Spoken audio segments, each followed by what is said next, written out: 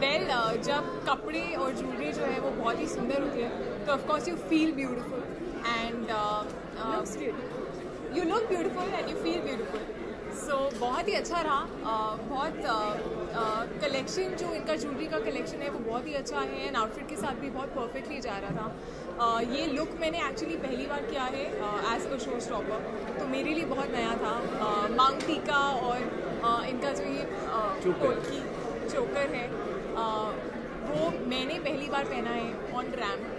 As a model तो काफ़ी कुछ पहना हुआ है इन टर्म्स ऑफ ज्वेलरी, लेकिन as a show stopper, as a celebrity, as someone who is now a little known, पहली बार ऐसा पहना है। ये लुक जो है वो पहली बार किया है, तो मुझे तो बहुत बहुत अच्छा लगा और काफ़ी मज़ा आया रैम्प पे चलते हुए। वेल अगर ट्रेडिशनल इंडियन ओकेजन्स हैं, अगर शादी है या कोई फंक्शन है या इवन फेस्टिवल्स हैं, तो आई फील इंडियन वेयर के साथ इंडियन ज्वेलरी ही अच्छी जाती है and that's the only time when we actually get the time to wear all this. तो मुझे तो काफ़ी पसंद है। नहीं एक्चुअली इतनी हैवी नहीं है ऑनेस्टली ये jewellery, this is not that heavy. मैं भी बहुत सरप्राइज थी, देखने में बहुत हैवी लगती है बट ज्वेलरी इतनी हैवी नहीं है। मेरा लहंगा ज़्यादा हैवी है।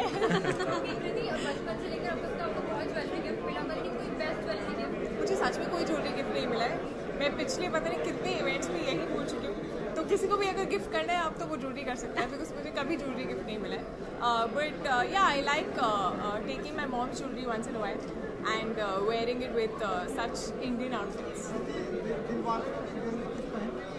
नहीं, दिलवाले में अनफॉर्चुनेटली ज्वेलरी नहीं है। आई थिंक मेरा लुक जो है वो काफ़ी वेस्टर्न ही है, वेरी टुडेज गर्ल। तो जीन्स और टी शर्ट या फिर ड्रेसेस के साथ ऐसी ज्वेलरी तो नहीं जाती है, बट हाँ जंग ज्वेलरी जो आजकल की लड़कियां पहनती है वो of course.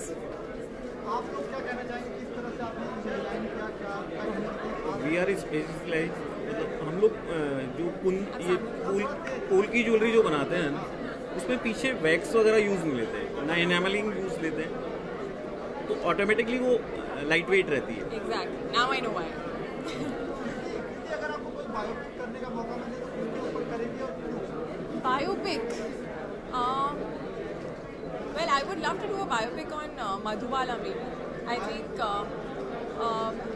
she is someone who's जिनको आज भी लोग याद करते हैं पहली बार, और आई थिंक किसी की लाइफ जो है उसमें कुछ ऐसा हो जो सुनाने लायक हो। I feel she is had a very she is had a life that can actually be told. तो उनकी लाइफ स्टोरी शायद ऐसी है जिसके बारे में ज़्यादा लोगों को नहीं पता है और बात कर सकते हैं। And she was someone who is very very pretty and suddenly एक बहुत ही खूबसूरत फेस जो इंडस्ट्री में आया था उस टाइम पर।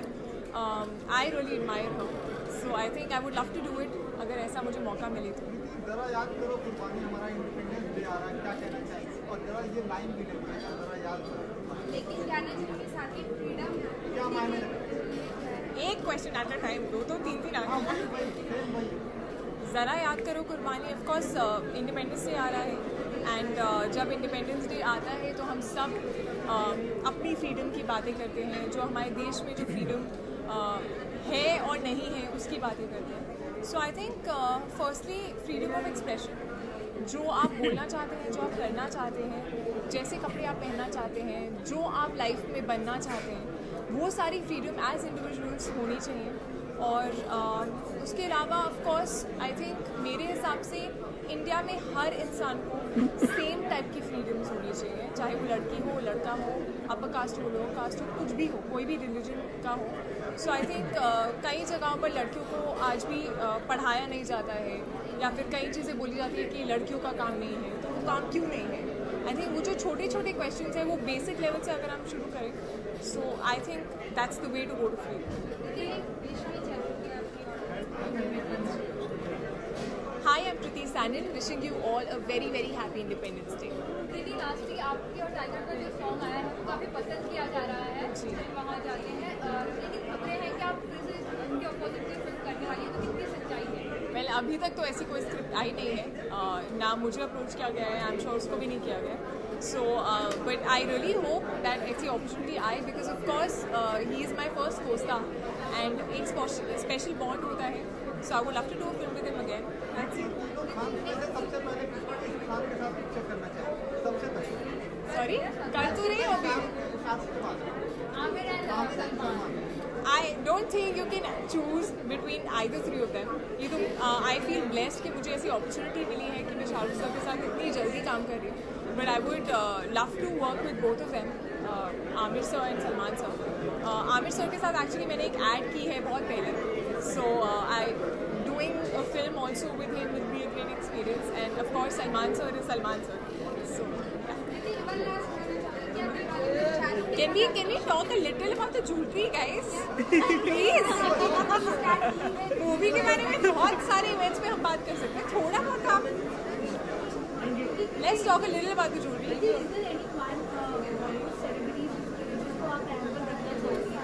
कहाँ से? Sorry, what?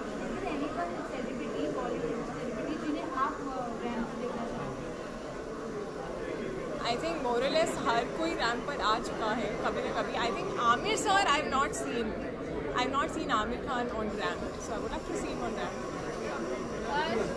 लेकिन आप इतने खान की बात करिए, सुल्तान के लिए मतलब लगातार सब में बनी हुई है, तो आप खुद बता दें कितनी सच्चाई है. आप सुल्तान कर रही हैं. जी मैंने दिलवाले के बाद कोई फिल्म साइन नहीं की है. मैं सिर्फ इतना बोल सकती हूँ कि मैंने कोई भी फिल्म साइन नहीं की है. I have not been approached and I have not signed anything beyond Dilwale for now.